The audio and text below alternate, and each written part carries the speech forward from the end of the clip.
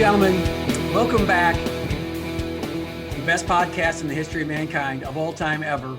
Not only in the United States, but certainly in the world. Inside the Mind of Miles. With my colleague today, I'm joining you, Greg Eaton. How are you, Coach Eaton?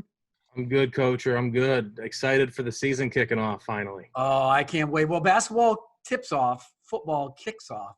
So you need to watch that, okay? Yeah, what are we wearing today on that noggin ears? Oh, it's the Omaha Storm Chasers, AAA Wow. for the Royals. That's a sharp one. I like that one.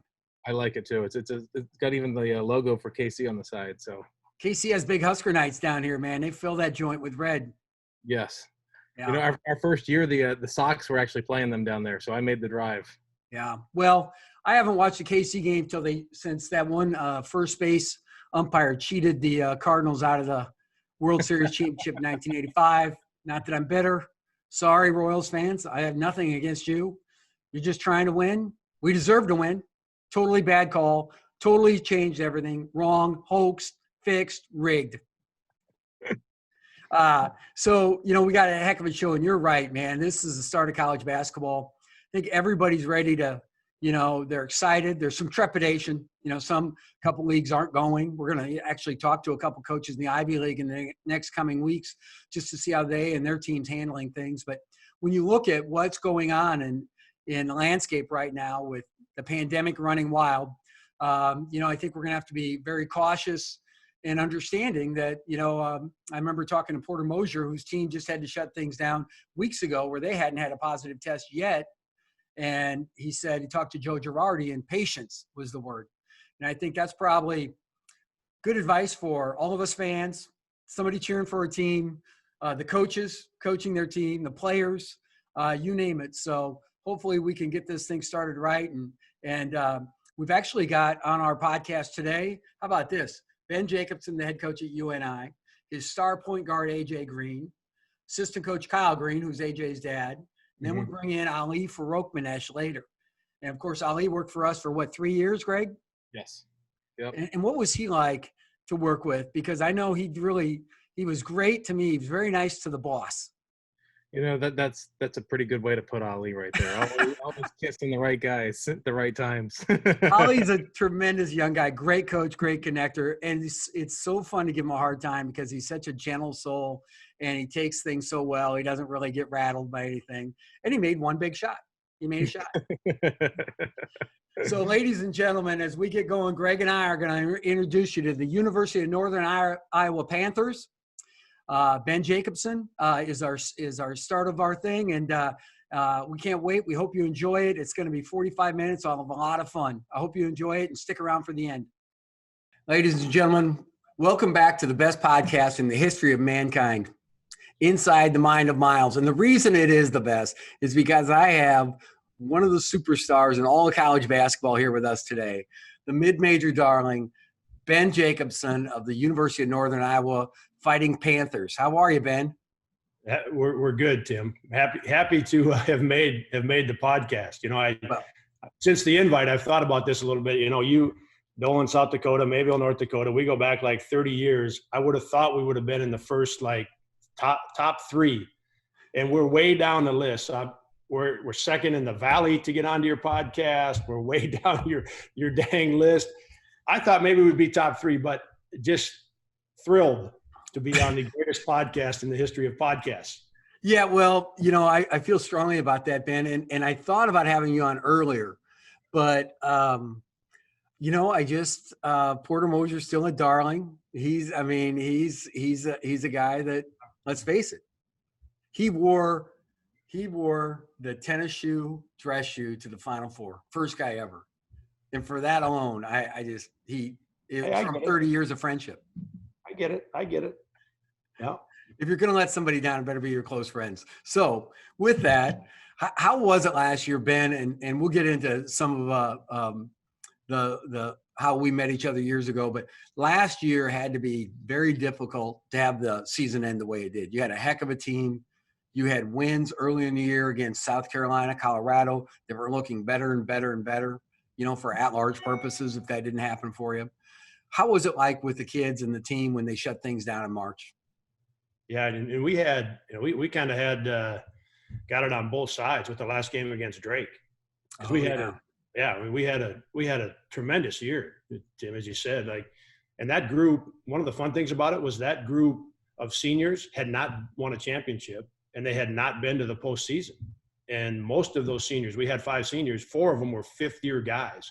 They redshirted on a team that played in the NCAA tournament, so they got to jump around on the bench, right, and run out on the floor when Jacobsen made the long one, right? They redshirted on that team. So they had been there, but as a part of it, right, once they came off the redshirt, they had not won a championship. They hadn't been to the NCAA tournament.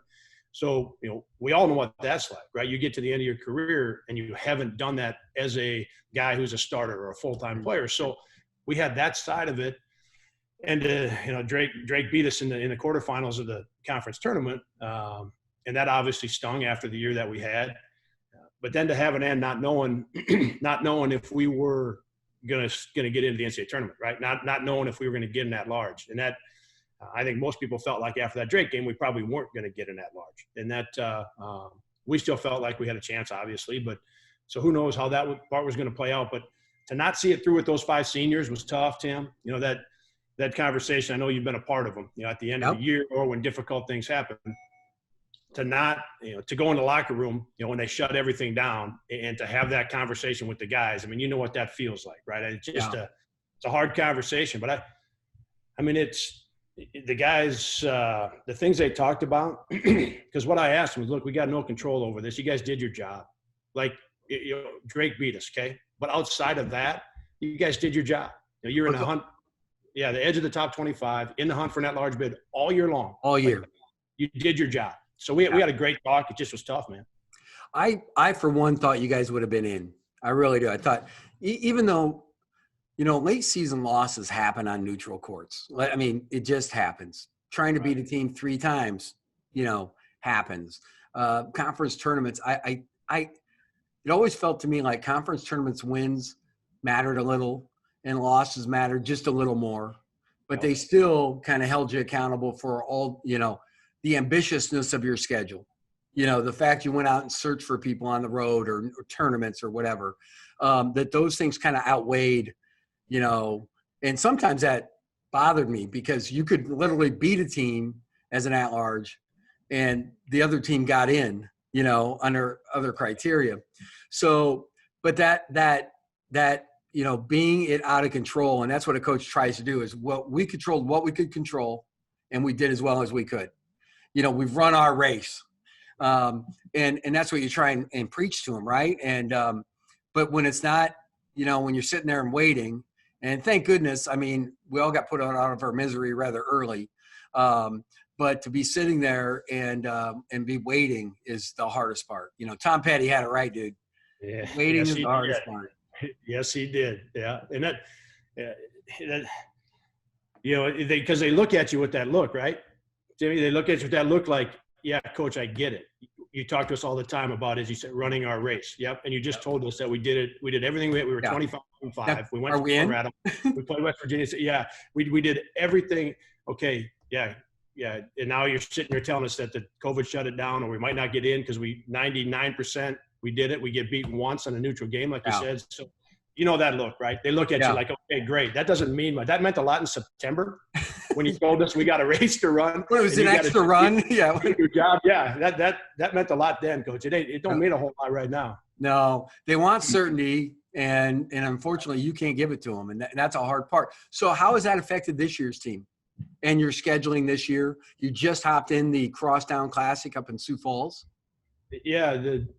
Just so, usually you come off a game like that, the Drake game, and that's your motivation, right? That's you're pumping that at the guys. They can't get that off their mind, right?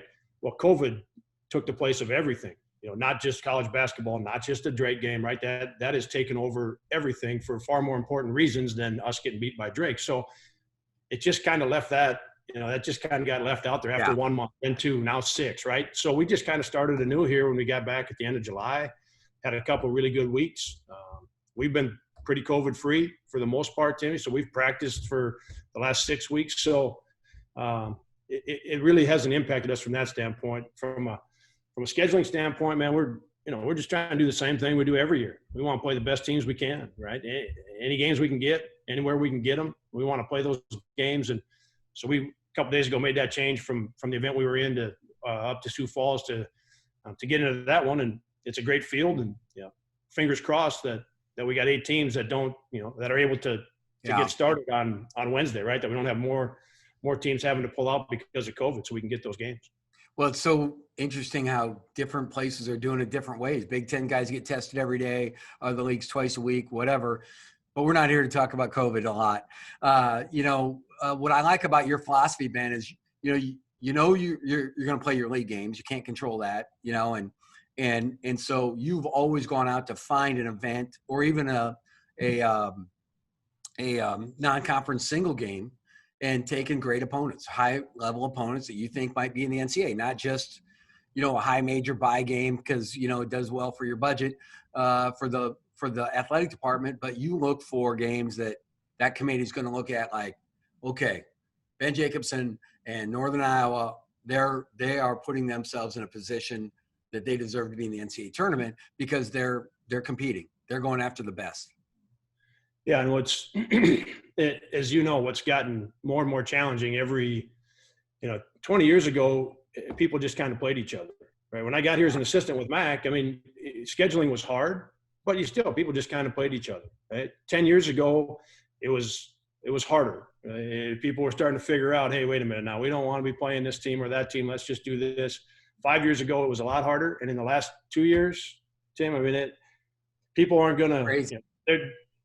They're without going into all the details of it. We both understand it. How do we get most of our teams in the NCAA tournament, right? When we're a Power 5 conference, how do we do that? Like that's what it's come to in the last 2 years. And so we approach it the same way. And any time we get, and usually it's tournaments, Paradise Jam, Battle for Atlantis, Cancun last year, like those are the ones where we can get wait. The Bahamas. The Virgin Islands, Cancun. What are you? I keep telling our administration. I just keep telling our administration that's where the good teams are. Yeah, Hawaii. Hey, we got to go to this tournament because these 3 teams are there. Oh, great. Where's it at? Bahamas. Oh, where's it at? Right, St. Thomas. Yeah. So that's one of the perks of it because the good teams are going to be there. Right, they're going to be in the best places. They are. I think Manhattan, Kansas is trying to have one next year. So we're not interested. You can put the Lakers, you can put Golden State, the Lakers, and Duke down there. We're not going. Not going. We're heading south. Yeah, I don't blame you.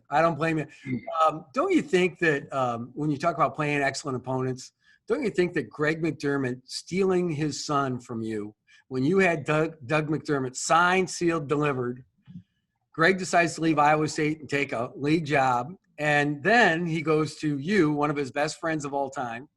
You're the godson of this young man, and throws the trump card down, the old daddy card. Like, okay, so he takes Doug's National Player of the Year, and Greg basically lives off his son.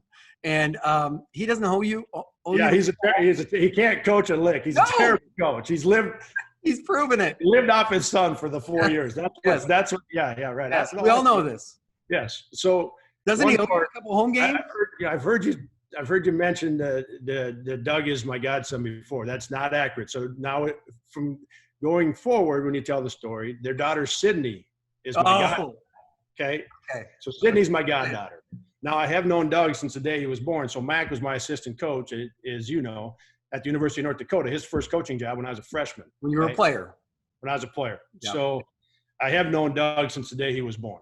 Yeah, so known Doug a long time, and would have rather had Doug stay and play for us. I'll put it out there. Just saying. Best player, one of the best players in the history of college basketball. I would have rather had him stay and play for us. Without going into all of it, it was the right thing without question. It certainly was. He should have went to – he wasn't – he made the decision not to play for Mac at Iowa State because he knew he didn't want to play in a Power 5 conference just from a fit standpoint. He wanted to play early. He wanted to play a lot early. He felt that was best for his development. So he knew why he made that decision, right? And when Mac went to Creighton, and they're in our league still at that time before they moved to the Big East, that's so all the way around the right deal. And but he does still owe me. Yeah, he owes you. I don't know what your question was in there. But if that was your question, the answer is yes. Yes. Okay. Well, that's the answer I expected, and I believe in too. Is he owes you, and but you guys recovered from that, made another great run, and to the NCAA tournament. Paul Jesperson with the famous half quarter, and even before that, you'd had Ali Farokhmanesh with the greatest shot in the history of Panther basketball, which we'll talk about at another point.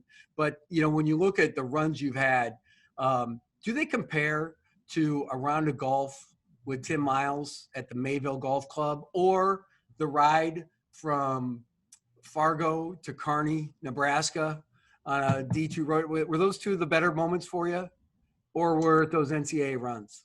Yeah, the NCAA runs probably come in just on top. just barely. Yeah, I mean that ride for a lot of your viewers, Tim. I don't know how many you have. You should have a lot. I've watched a couple of the episodes. Oh, no, they're good. I hate to even say this. Great. This is pretty dang good. Like, this podcast is pretty dang good. I like my peace and quiet. That ride to Kearney was the worst. That was the worst. At least on the golf course, I can get away from you. Like, I can get my own car. I can go over there. But when I'm in a car with you, like that, because I like my peace and quiet, man. And everyone knows that they don't get that when they're with you. Let's just say I carried the whole conversation. You did. I mean, Ben's a willing listener. Yeah. He only turned up the music, so nobody could hear anybody about 3 or 4 times. I'd managed to find a reason to turn it down. But so the idea of this whole introduction is that I met Ben before I met Ben, and I was a freshman in college at the University of Mary. And there were a group of friends from Glen Ullin, North Dakota. Terrific town, isn't it, Ben? Glen Ullin? Yeah, one of my favorites, Tim. Yes. So Ben is playing for Mayville Portland High School, Mayport, the Patriots, and they're in the state championship. And this would have been in the mid '80s or whatever. So North Dakota always played on the fan shaped backboards. That was Iowa did it for many years, and that was kind of the essence of traditional basketball and all that fun stuff. So we're gonna have a party. We're in college. We're gonna have a party and watch the Glen Ullin guys have the number 1 team in the state, I believe. Yeah, we're gonna go with it. Okay, number 1 team, and they don't see the event out. It's just it goes by regions. So this year they're playing this Mayville Portland team, and they're number 2, and it's a heck of a ball game.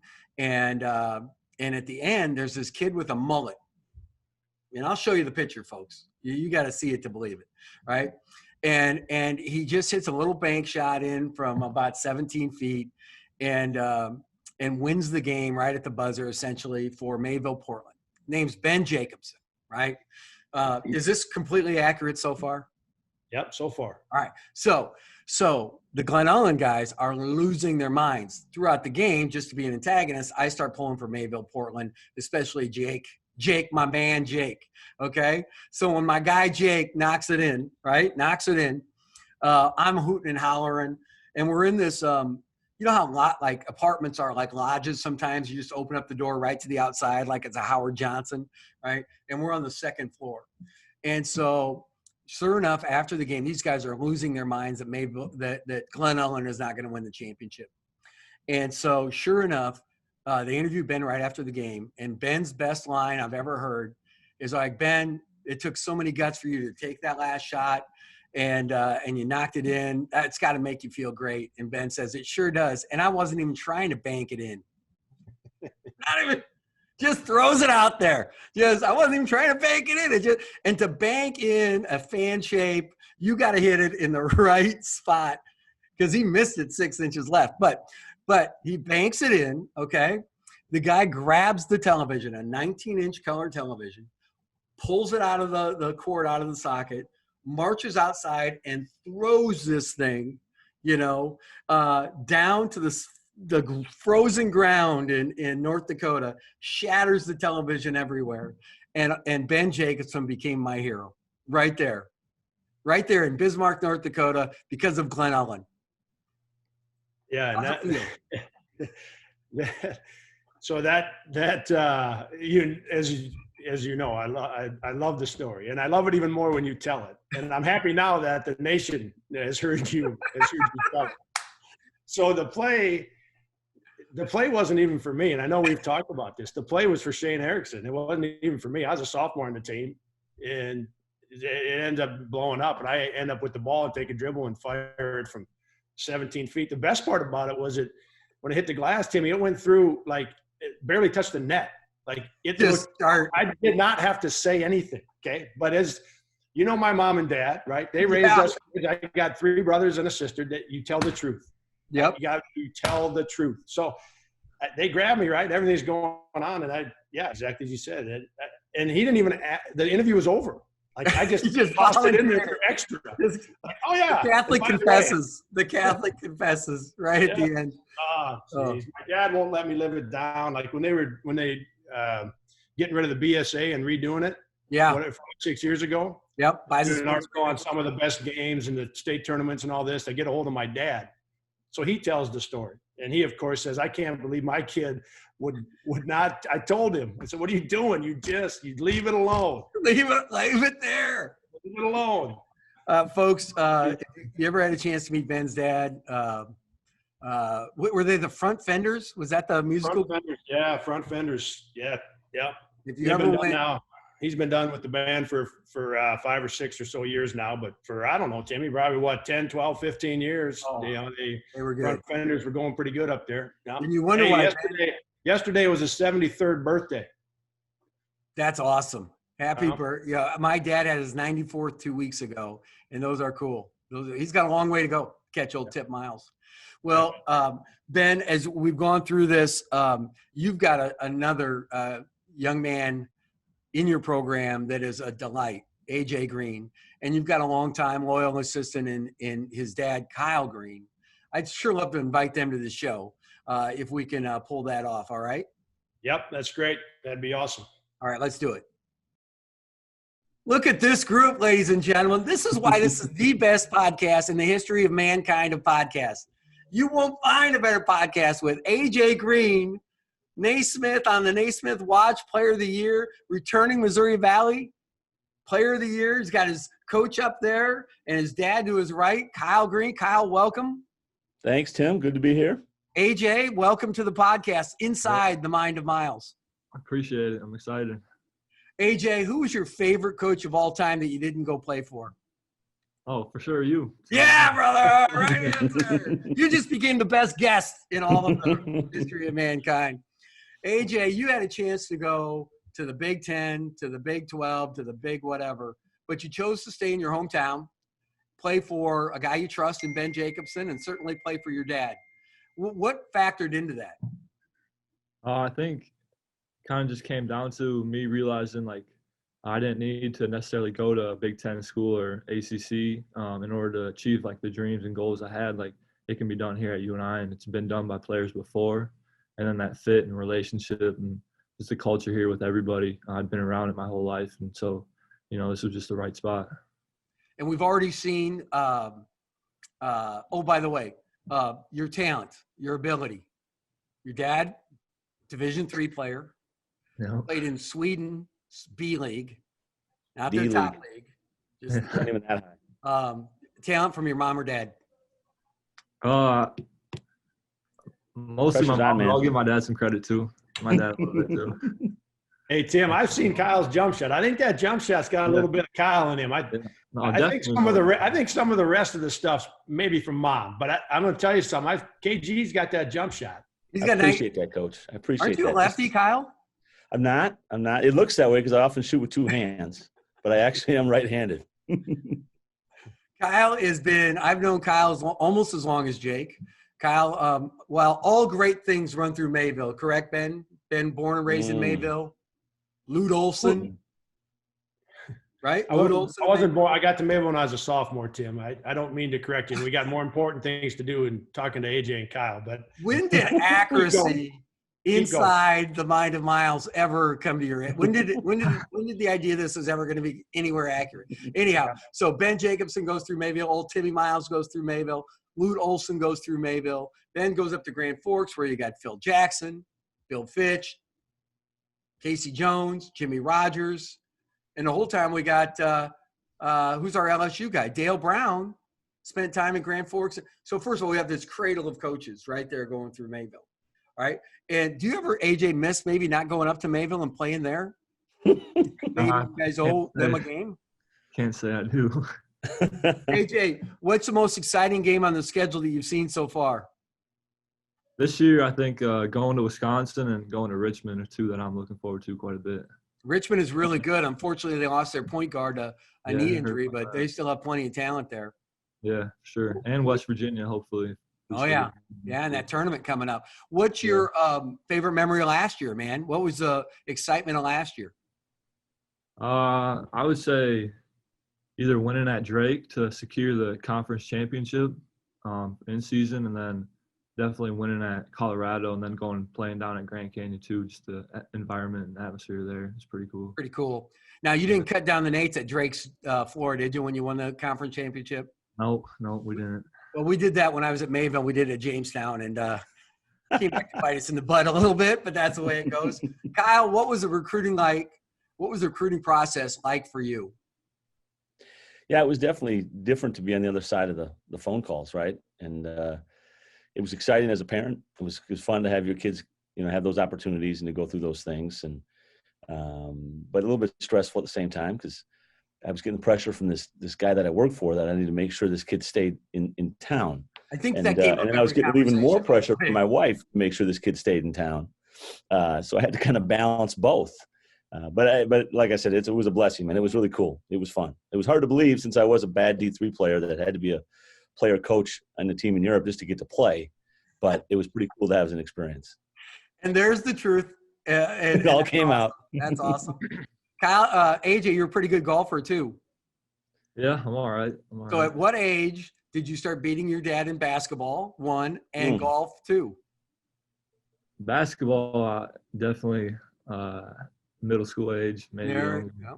We didn't get too many one-on-one battles, but Because you can't move. You can't move. Yeah, it's Can't hard. move. We had shooting contests though. Okay. But golf probably wasn't until later in high school. I would say sophomore year maybe. They get cagier as they get older. Ben, what has it been like for you to have another player that you've had a chance, and Kyle's been with you where you've had your runs to the Sweet 16, 2 or 3 of them now, One Sweet 16. and 2 But around to 32 32. 3 times. Yeah, the last 3 times we've been in the tournament, we've won the first round game. Yep. Yep. So now knowing when you've got AJ, you've got the makings of a team that can do that all over again. Yeah, and we had that a year ago, right? With that team that was 25 and 5 going to the conference tournament, and a great group of seniors on that team. AJ and then Austin Fife, who's in the same, a junior as well, as AJ was a first-team all-conference guy. Trey Burhow was terrific for us last year. So we returned 3 guys, with AJ Fife and with Trey Burhow that just really, really good players, Tim. I think that's one of the things when we get our opportunities, people see it, but they don't see us as much as they see some other teams. AJ is one of the best players in the country. Austin Fife is one of the most underrated players in the country, and Trey Burrow is one of the best catch and shoot guys in the country. But AJ is one of the best players in the country, and we saw that yesterday on the Naismith watch list. And as has been talked a lot about with AJ is his work ethic. That's what comes to mind. And for us as coaches, and for me as a head coach, and this happened a couple of weeks ago. Tim, just to give you a little example, this happened a couple of weeks ago. I hadn't said anything to any of our guys, but I noticed all of a sudden AJ's starting to run, like you do a drill, right? Do a 4-on-4 drill. And the team that gets beat has to go down, back, right? The losing team's got to run. Yep. Well, I noticed a couple of weeks ago, AJ, his team would win, and he'd get on the line with the team that lost, and he'd run the sprints anyway. And I hadn't said anything to our team. I hadn't said anything to AJ. He just did it on his own. And about 4 or 5 days ago, one of our freshmen started to do the same thing, right? So when you got your best player who's your hardest worker, which I know everyone talks about, but as a head coach, when you're sitting in that spot where we are right now as a coaching staff, to have our best player be our hardest worker and set that kind of example, what that means is we have a chance to win a championship, and we have a chance to win games in the NCAA tournament. And something that AJ and Kyle and I have talked about in our program is win a national championship. Like, we believe we can do that. And with a guy like AJ, I believe we can get that done. Well, AJ, you know that when you win all the time, you can get out of shape if the losers are always running, right? You got to hop in there. Exactly.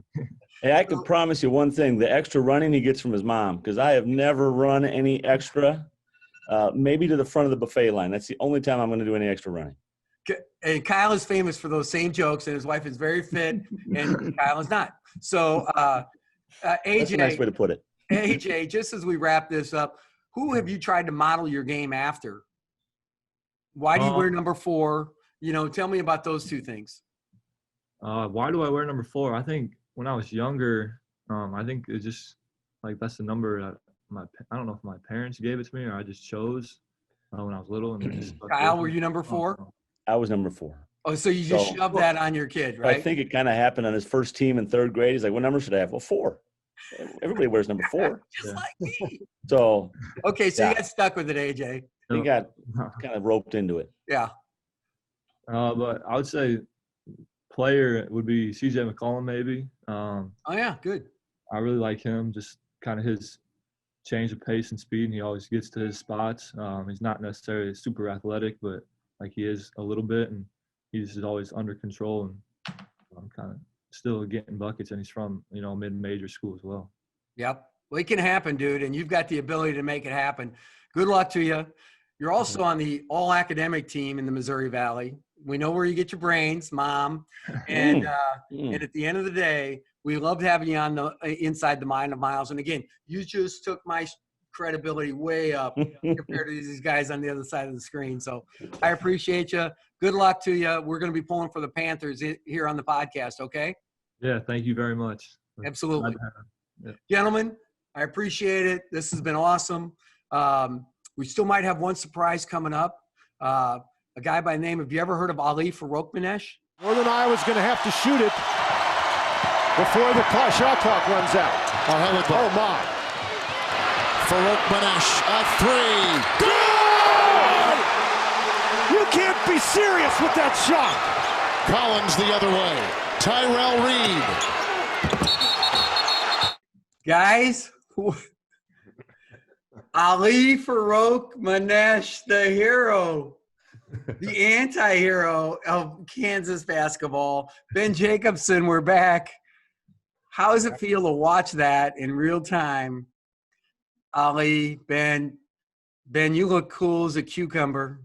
A lot of people say that about you, cucumber-ish.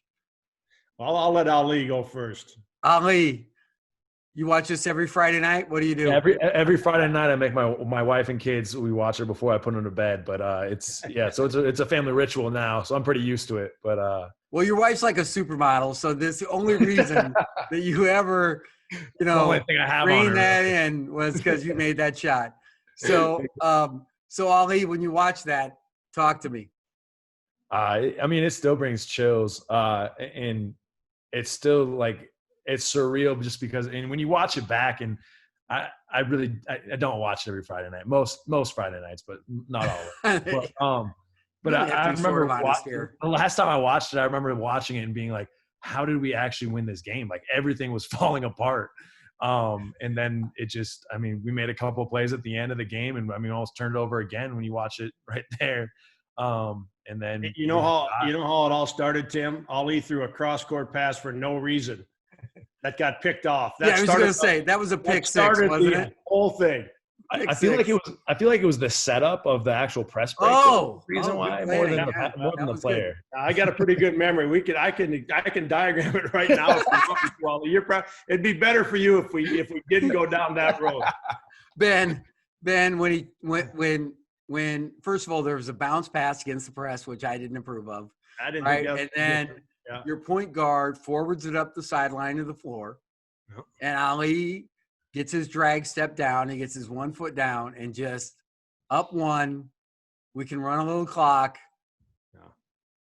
No way, brother. When the guy who was back for Kansas at the back of the press, he was started under the rim. He started to move toward Ali, and when he realized we had I think Johnny Moran was on the other wing. Excellent shooter. So he starts to move toward Ali, and that's when I was thinking, all right, if they don't foul us, we move it around, right? We shoot it late in the shot clock, stop them once, we're going to the Sweet 16. Like everything's wheeling through my mind, right? All the scenarios possible. Well, within 2 seconds, because he starts to back up, and as soon as he this started guy to moved back one up, step, folks. By the way, this is a transcript of what's in his head. It would be 3 pages, 11 paragraphs. yeah. Okay. So as soon as he started to back up, because he started toward him, but as soon as he started to back up, everything left my mind. The only thing that was left was, well, he's going to shoot it. I hope he makes it because he's going to shoot it. So what people, and I've talked about this before, what a lot of people don't know is he had done this before. So it just wasn't against the number 1 overall seed on national TV. The number 1 team in the country. Right. Yeah. But he had done it over the 2 years. He had done it a handful of times. He did it in a home game against Illinois State. We don't have anyone across half court. They got 4 defenders back. No. And we have no one back. We have none of our players. We have none of our players over half court, and they have 4 defenders back. And he pulls up in front of their coach 1-on-4 from like 28 feet, right? Yeah. Yeah, and he made one at Iowa State that we had to have with under a minute left. Takes a 3 when we're like down 1 with 45 seconds. So, our guys knew that, whatever, he's going to shoot it, which is when you watch it live and then you see the reactions, the still pictures in the people's faces behind him, right? You see all that stuff.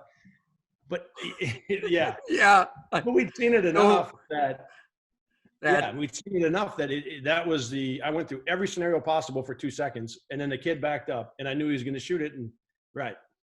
No, that is so cool. Ali, that was a heroic moment, honestly. I mean, that there's when you look at the essence of the NCAA tournament and the Cinderellas, that is a capsulating moment, like Bryce Drew's bomb where he hits the big shot, the home run pass, and he hits it, dives on the floor.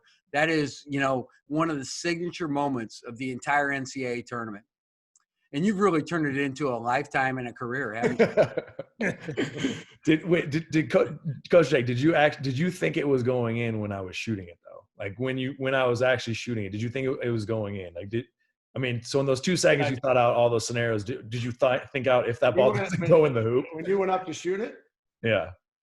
Well, sure, I thought it was going yes. in. Is that what I'm supposed to say, Tim? Yes, yes. I think he hoped a lot. I don't think he was surprised you shot it at that point. Not one bit surprised, and I did believe it was going to go in. Yes. Nice job. Do you feel better now, Ali? Have you been restless about that? Is that the last? The amount of mileage that he has gotten. Is that the last question? Now he's worried about. Can you now sleep better, Ali, knowing that I did? For 10 years, I haven't slept about that shot. I've gotten a lot of mileage out of it. It still has shelf life right now, but I've never been comfortable with it. Coach, do you think it was a good? Did you think it was going in? I still need your approval now. Going to make it. Wow. I'm still looking for the approval of my head coach. I'm still a player at heart. That's just great. It's who you are, Ali. Ali Farokhmanesh. I can even spell it. Ali, what I remember from Ali in the recruiting process, Ben, and your memories are starkly different than mine. I had just got the Colorado State job, and I flew into somewhere in Iowa, and I rented because I was my first Division I job. I was in the Mountain West at Colorado State, so I rented a Cadillac. So when I pulled up to Indian Hills Community College, and Marcus Walker, who was the Mountain West Newcomer of the Year, so I wanted him to be impressed. And he was, and we signed him, and it was a great get for us. But there was somebody else running around in that gym that I thought just shot a lot. Can you guess who that was? I was on the bench most of the time, but yeah. You were what? I was on the bench most of the time, so I don't know if you saw me. It was just a workout. It was after the regular season. So, yeah, you were just in there just jacking him up there, Ali. Then he goes to help me out. Where did Ali go? Des Moines Area Community College. No, Kirkwood. No. As I said, Kirkwood Community College. And that's where he became Northern Iowa's favorite son. Now, the night that I went to watch him play, I think that was at DMAC. That was at DMAC, yeah. That's what I meant, yeah. Yeah. And it was at DMAC. And he shot a lot that night too. He just didn't make very many. That's all we heard about from Wags at Kirkwood was how great his coach. Yep. All these shots, and PJ keeps telling me, PJ Hogan, my assistant, keeps telling me, oh, he's playing pretty good. He's shooting, he's making it. I go, we need to shoot. You know what it's like after practice, getting in the car and driving a couple hours, right? Yeah. Oh, this kid better be good. And then he goes 3 for 15, and you're like, he doesn't make any of them. Now he played good, which was weird to me because they didn't tell me he was going to play good. They just told me he was going to shoot good. But he actually played good. Like he moved his feet. He did other stuff. Well, yeah, he did some other stuff, and that's the reason that we offered shortly after that, because we knew he could shoot, of course. So I wasn't concerned about him missing some shots, but he actually did some other stuff. And I don't know how much time we have tonight, but there's some of that other stuff he did. We have time. Some of that other stuff he did that night. It took a little while for us to actually get out of him. Well, yeah, to see it again. Hey, so yeah, I was just gonna say. So JUCO guards by nature need training. Yeah. JUCO guards are bad people, right? That's what you told me. Why would I ever said that? I never said that. I said that about you. Yeah, he was only talking about you, Ali. Yeah. Ali, you're from a sport family. Parents are volleyball coaches, coached in the Big Ten, coached all over the Mountain West. What was that like growing up for you? And then going to one junior college and really not getting a huge opportunity, and then going to another one and then ending up with your experience in Northern Iowa. So growing up, what were your ideals? What were your dreams? And then how it worked out for you ending up at Northern Iowa. Talk to us about that. Yeah, I think from day one, it was always to play in the NCAA tournament. And that was always the goal, just because growing up in Washington State and watching all those – well, none of them went to the NCAA tournament, but watching the NCAA tournament. You can still watch it from there. Yeah, exactly. And seeing how that process happened and the development of those players and everything, like I always wanted to be a part of that. And that was always my dream. And how old are you then? 12, 14? 12, 13. Then we moved to Iowa. So then we're watching the Iowa teams like Adam Haluska and some of those guys, Jeff Horner. And I want to be like them. I want to play basketball at that level. I want to play in the NCAA tournament. And I was working out with them. You go to the field house, you get to go play with them all the time. So, I was thinking I'm decent at basketball, right? And no one else thought that. And so then I went to Indian Hills, and it's a top JUCO in the country, that plenty of D1 talent. And what I thought was, I go to a place where this is where all the D1 players go, the big time D1 guys that go JUCO. This is where they end up going after that, they go D1. And it didn't fit for me. I wasn't the type of kid that was going to work out at Indian Hills. And there was nothing right, wrong, or indifferent with what was going on, but it's just the way it was. And Marcus Walker was ahead of me, and Marcus Walker he could put the ball in the basket. He'll get buckets. He's fast. As much as I didn't play defense, he did not play any defense. And I love it, though. Yeah, you probably realize that later, but he could get a basket. And so our whole freshman class transfers, I decided to go back with Wags, and Wags helps me develop, and he's tough on me the whole way through. And I decided to put all my eggs in the basket and work as hard as I can. And it happened when Hogan was at they used to do that crossover event up in Drake. And What's we played. That? What's the crossover? It used to be the D2 JUCOs and the D1 JUCOs in Iowa would play each other. And that's a big deal. D2, yeah. way less scholarship. D1, fully loaded. Yep, exactly. And so we're matched up with Indian Hills in the game, and so I'm just geared up to play that game. Like, it's the same coach. Like, I'm ready to go. Exactly. I'm warming up the shoulders and everything. I'm getting my shots up again, and I get my first 2 shots up, and they're both air balls because I'm just so nervous. Just a miss. But we end up winning the game. Goes in double overtime. I think I had like 37, and that's when the first time Hogan comes up to me and talks to me after the game, and so I'm super excited. And I don't know. You just said hi, right? He just he just gave me the head nod, actually. Can I step in and make 2 points real quick? Please. The first point is what you said, Tim. PJ simply waved and said hi. The second incidental contact. Yeah, Ali says, I think I had 37. He doesn't. He knows that. He had 37. No, he had 37. Go ahead, Ali. Exactly. 37. Please, Ali. I'll give you the total field goals and everything. But so what were you from 3? I think I was 5 for 8. No. Now I think there's no. I was There you 5 go. So I after was the 5 two for air 8. balls, you I were was 5 for 6. 8. I do remember there's the one thing I remember from that game is I made the last 3 to push up 5 with like 30 seconds left. And I just stare down the coach on the other side. Because Oh, I'm just because he Really nice. yeah, he didn't believe in you. well, he didn't believe in me. And so that was the dagger game Why you said over. Walker was better than you? Like, why does it always have to be the coach? Yeah. Then it comes back to the coach's fault. Tim, I right? couldn't get 6 minutes. minutes. Can I get 6 minutes even? Like, there's got to be some time out on the court for me. There should be a Anyways. few more if you're going to get 37 going It up was 5 for 8. it was the coach's fault. So, anyways, Never but- heard that so- before. Yeah.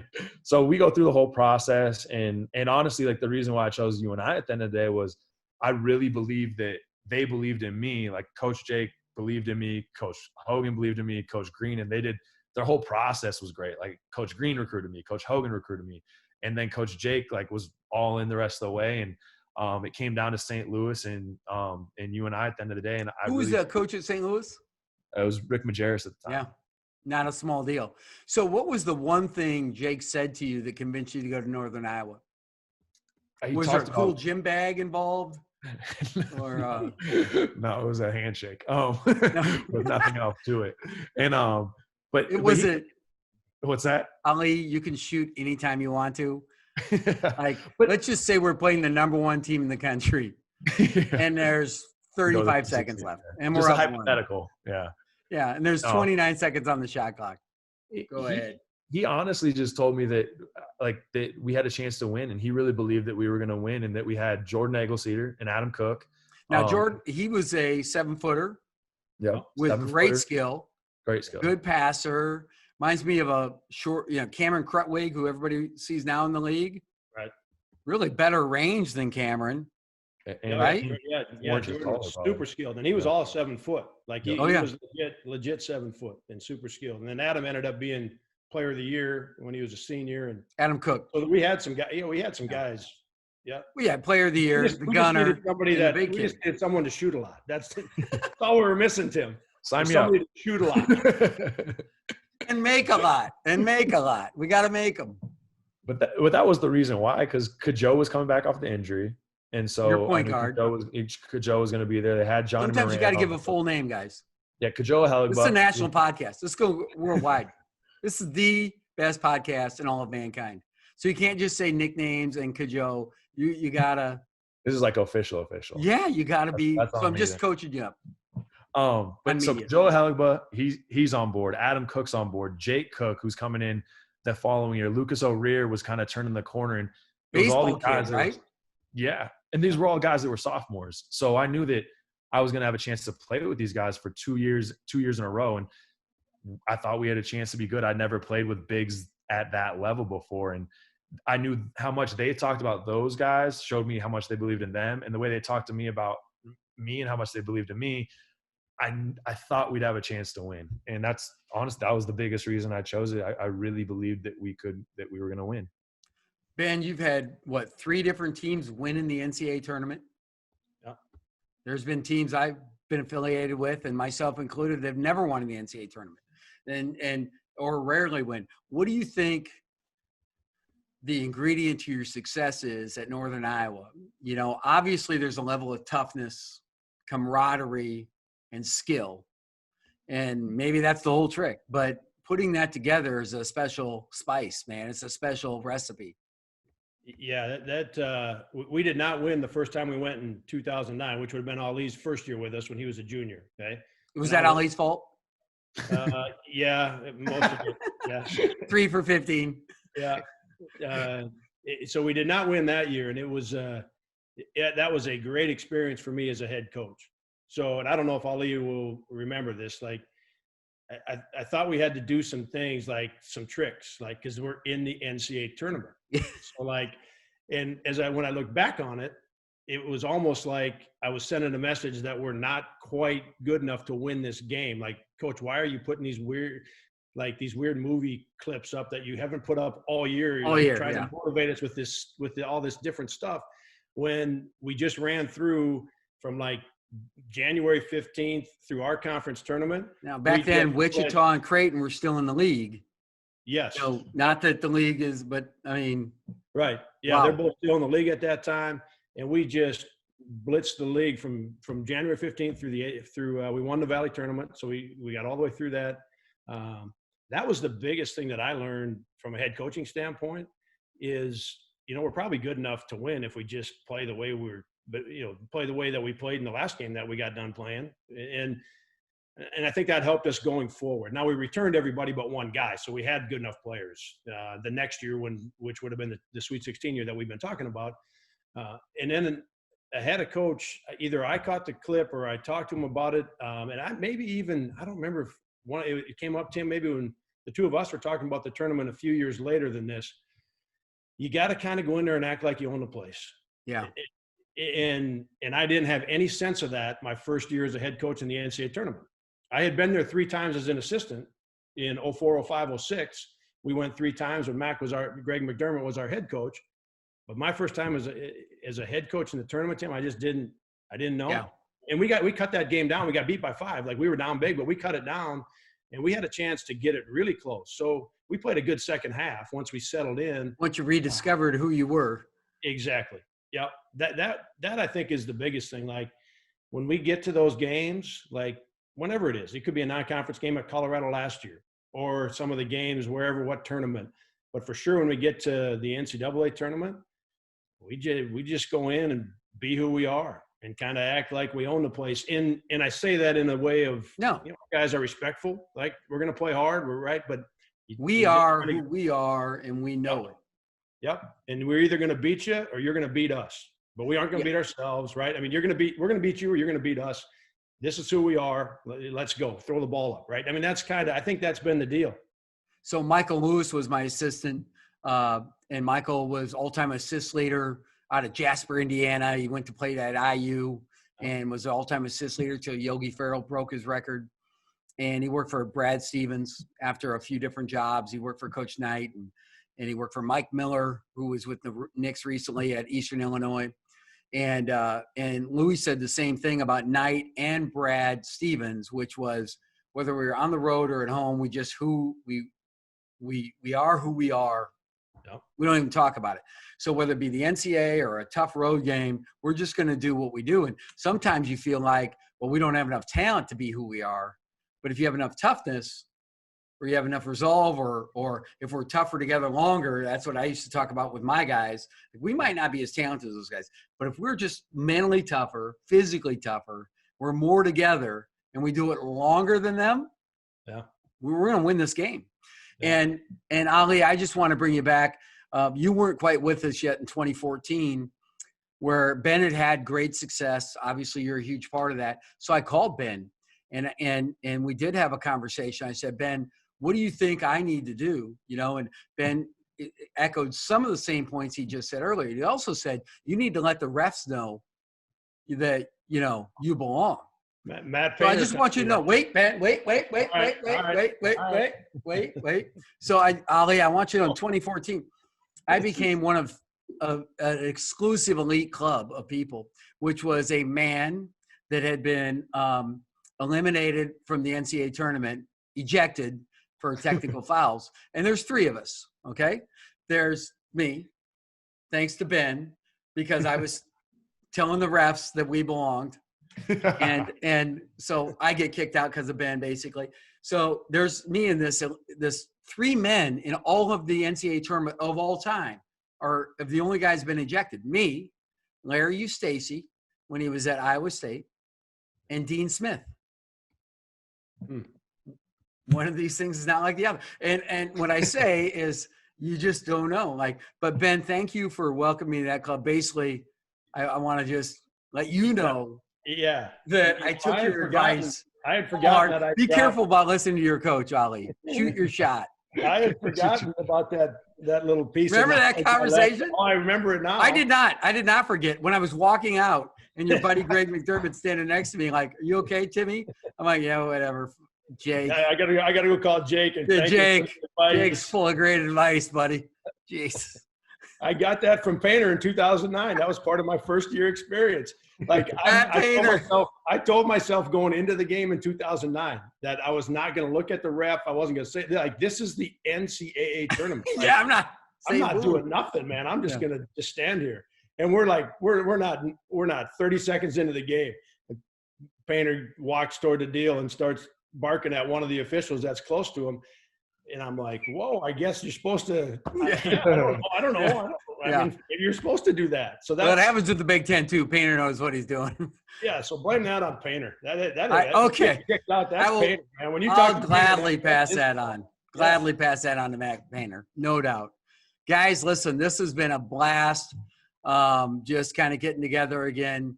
Ali, you have to tell me this.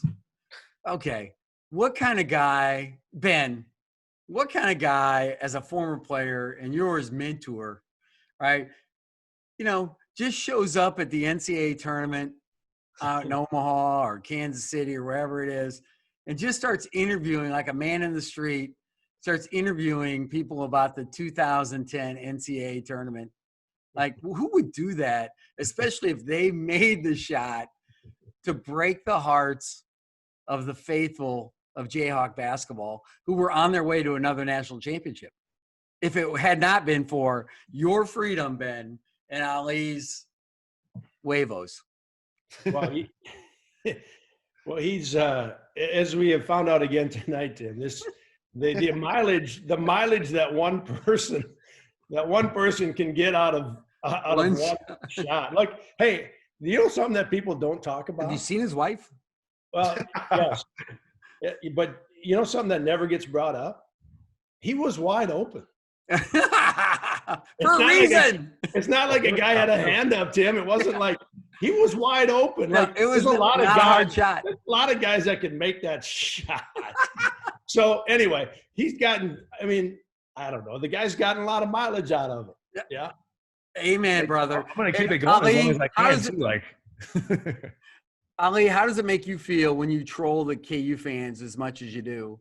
Teddy Owens has tackled you one time in the open floor when we were at KU, and you recreated the shot. His dad, of course, was Ted Owens, longtime coach at KU. Do you feel bad at all? Do you have a conscience? It's like Christmas morning over and over again, basically. So you don't have a it's nice to bring it to Teddy every single time, and anybody else that can enjoy it too. But it was fun. And so you'll never be the head coach. Was not my idea. Was not my idea. I got set up to do it. Was not my idea. And you got free tickets to the regional, right? So. What's that? You got free tickets to the regional, right? Yeah, I got tickets. So it was. I mean, I had to do it. Did you report that to the IRS? Did you? Yeah, this is recorded. Yeah. Hey guys, I love it. This was awesome. Thanks for coming on. The singular, most exclusive podcast in the entire world. It's the ruler of all podcasts. This is, I don't know what the ratings are going to be, but whoop, right through the roof. I know how this works. This is great. Thank you so much, Ben, for your time. Like, Ben, you had 3 different deals today, man. You are grinding. That's great. It's great. I'm losing my voice. Holy cow. What's that, Benny? Yeah, just Ali, say hi to the family. I will, absolutely. Good to see you, brother. Yeah, good to see you, Coach. Take care, everybody. Thanks for coming on. All right, see you, Tim. Thanks, Tim. Well, Coach, what do you think about that whole deal, man? That was a lot of fun to do, I know, for me. Did you enjoy that? I did. It's always great listening to those guys. Such a wealth of knowledge. And, I mean, AJ is he's such a great person. Not just a great ball player. He's a great person. He's fun to listen to. Yeah, if I started coaching 30 years ago and you would have said, hey, in 2020, you're going to be unemployed during a pandemic, and the Northern Iowa point guard is going to be one of the top 3-4 point guards in the entire country on the Naismith watch list, I would have said, what sport are we talking about? There's no way this is all going on. But AJ's a really bright and talented kid, great family, of course. You think about that. We had him in our camp here, which you ran our camps. Yes, I did. That was a star-loaded camp too. Yeah. So, who else did we have in that way? Terrell Terry, whose dad played in my played for me at North Dakota State. In fact, he and my daughter Ava used to toddle around after games. I've got a couple pictures of those two hanging out.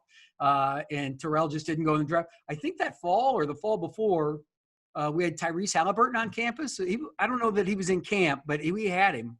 We had him on campus. Yes, we did. Well, we can get guys on campus. Yes. That's why we have that's why we have the best podcast. They came to campus and left. I didn't kidnap them. So, Coacher, that was really a lot of fun. Ali doing the Ali thing, and it was just great to hear from. Really wanted to feature AJ in a way, and we had to cut that short because he had a test to take. And if it would have been me, when I was in college, it would have been like, I don't have a test. I'll join the test late, whatever. Coach, you were really, buddies with guys throwing color TVs in the 80s out. How about that? That happened. You can't even make that up. It happened. But good show. We got to wrap it up. You got a surprise for me. You told me now. What's going on? Do. I don't love surprises. Unless it's a Coors Light. Well, that's a cool chili surprise. Blue Mountains, baby.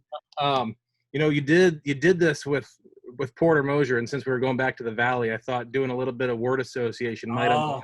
You're gonna right back at me type of thing.